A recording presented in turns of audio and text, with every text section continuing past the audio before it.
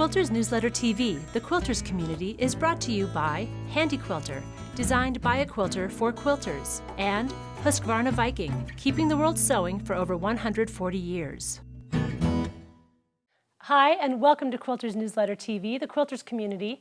I'm Mary Kate Karr-Petras, and with us today in the studio again is Marie Eldredge. Marie is an educator with Handi Quilter, and Marie is here today to talk to us about using all the right curves, correct? Correct. Now, when I see, beautifully long-armed show quilts in particular, the precision is really astounding. But it's good to know that there are tools that long-armers use to achieve those results, correct? There's always a way. Great. There's always a way.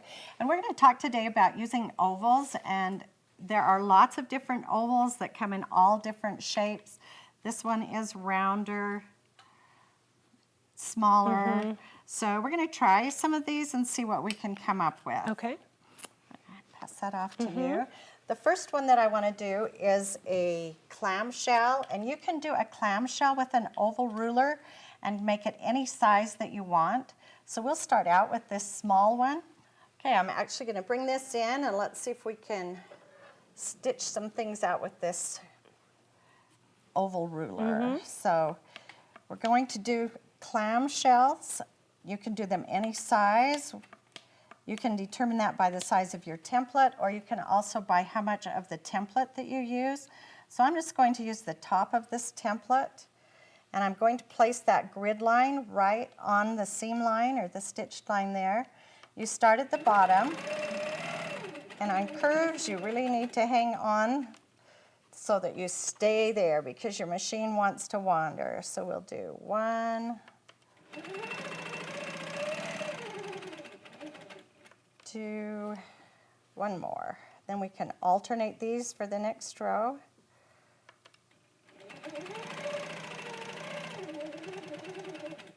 And once you've reached the bottom point, you can use your ruler and help that determine how far up you have to stitch up the seam line.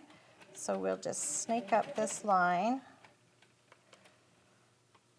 Get a little tight quarters here. All right, we'll just sneak up here. What I'm trying to do is get that same line that I lined up on at the top of these, the first row that we did. And I'm going to offset it, so the first one will just be a half a one, and it'll land right in the center of this one. So we'll come down. Once you get to there, you can actually add something in the center there. Then we'll go to the next one, so we'll line up again. Just adds a little bit to the center of those. Yeah, you like to add, where you can, you like to add stuff, don't you? And I like to add stuff. Yeah. Did I tell you that? Yes. Well, you've created such a nice space for it, you might as well take advantage of it. You know, we definitely don't want to leave any space unquilted, so. And there's the last one.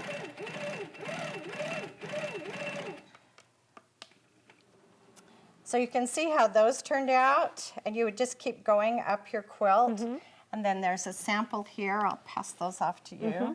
And you can see what it looks like all done. You definitely see that on a border on a little girl's quilt. Doesn't that look? It's gorgeous. Yeah, so. All right, so now let's move on. Let's do this little border right here.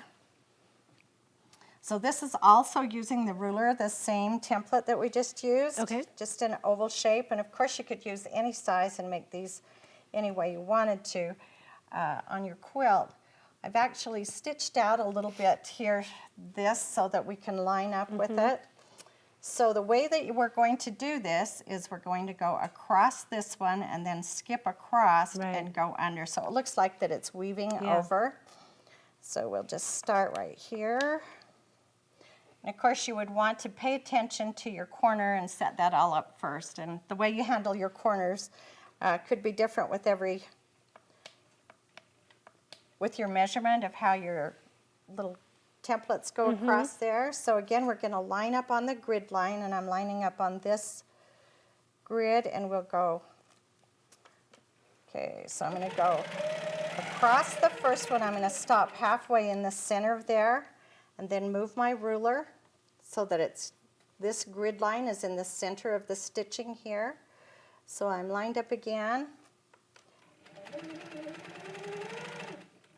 Those curves, you have to hold on really tight. This time I'm going to stop right there because that's where we want it to weave through. So I'm just going to do a couple of little tacking stitches and then just drag my thread across to the other side, and then we'll do this side.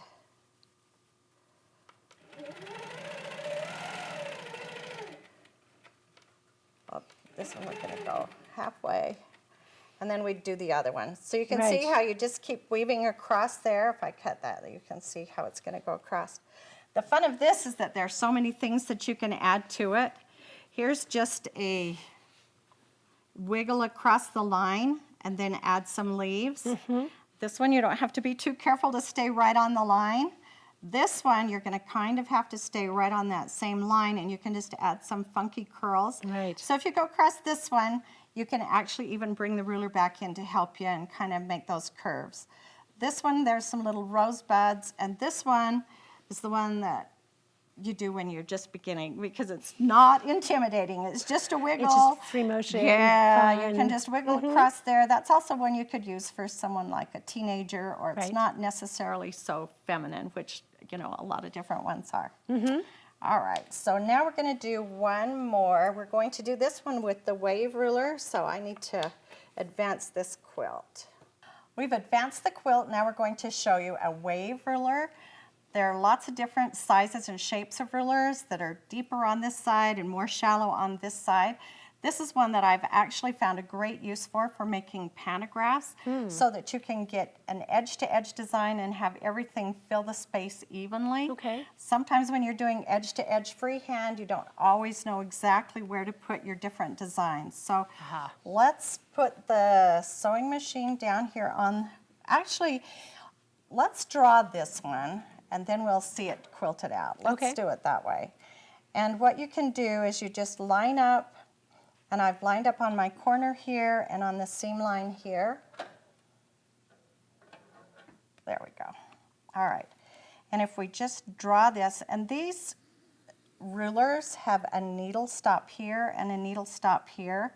So if I stop there and move my ruler over, then you can see that I'm going to start right there and go that direction. I see. So now I'm going to use the same ruler, and this time I'm going to place it up higher. Let's use it so it's got that big curve on it. And again, I can line up on this side over here and just come across here.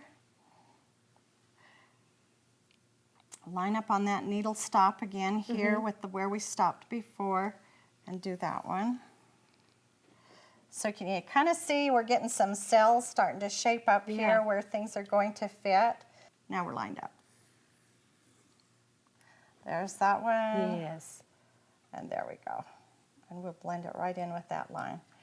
So you have your different cells here that you can add a different motif. So you could put a pumpkin in each one of these, an apple in each one of these.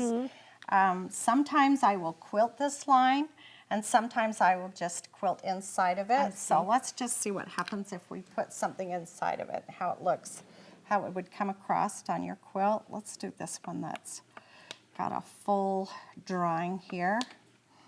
So we'll just wiggle in,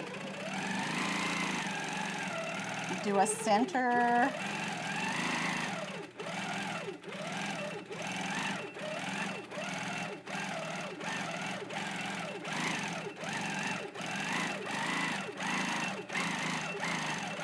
we're just filling that space, and you don't have to be exact on it. We'll just add a leaf.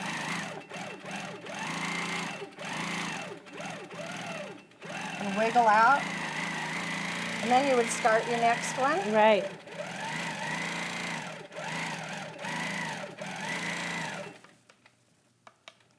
So you can see if you had, you can see exactly how that's going to fill your quilt, your edge to edge that are going to go there and there. And I have a one stitched out here that has leaves on it. You can see how the leaf has filled the whole entire shape.